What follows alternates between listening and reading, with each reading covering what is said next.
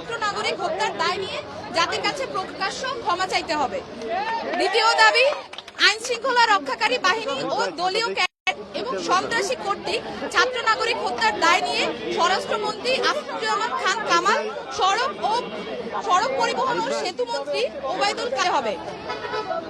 Internet shutdown করে দেশে digital crackdown করায় তথ্য প্রতিমন্ত্রী জুনায়েদ আহমেদ পলককে পদত্যাগ করতে হবে। ভাবে ভিন্ন খাতে প্রবাহিত করার চেষ্টা করায় তথ্য প্রতিমন্ত্রী মোহাম্মদ এ আরাফাতকে পদত্যাগ করতে হবে। ঢাকা দাবি নাম্বার 3, ঢাকা সহ যত জায়গায় ছাত্র নাগরিক শহীদ হয়েছে সেখানকার ডিআইজি, পুলিশ কমিশনার ও পুলিশ সুপারদের চাকরি থেকে বরখাস্ত করতে হবে।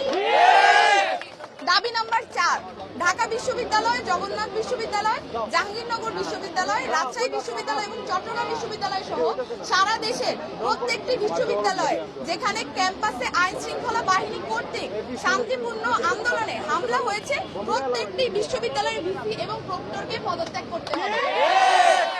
দাবি নাম্বার, নৃশংস হামলা পরিচালনা করেছে এবং যে সকল নির্বাহী ম্যাজিস্ট্রেট, পুলিশ ও সেনা কর্মকর্তাদেরকে নিরস্ত্র ছাত্র নাগরিকদের উপর গুলি করার নির্দেশ দিয়েছে তাদেরকে আটক করে হত্যা মামলা দায়ের করতে হবে ও দ্রুততম সময়ের মধ্যে গ্রেফতার করতে হবে।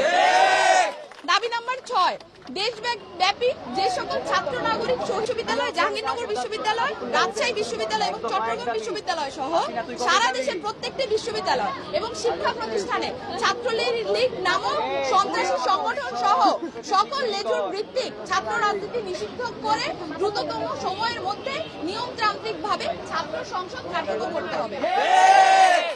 দাবি নাম্বার 8, অবিলম্বে সকল শিক্ষা প্রতিষ্ঠান ও হলগুলো খুলে দিতে হবে।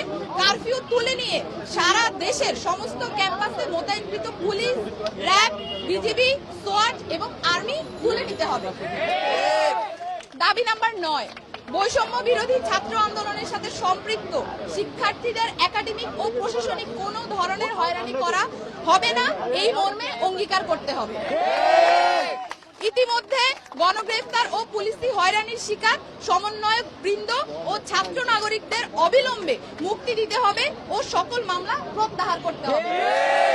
এই ছিল আমাদের 9 দফা দাবি এবং এই 9 দফা দাবিকে সামনে রেখে আমরা আমাদের আন্দোলন পরিচালনা করছি এবং আজকেও আমরা যে কর্মসূচি, সেই কর্মসূচি থেকে আমরা বলতে চাই অবিলম্বে অতি দ্রুত আমাদের যে 9 দফা দাবি সেটা মেনে নিতে হবে।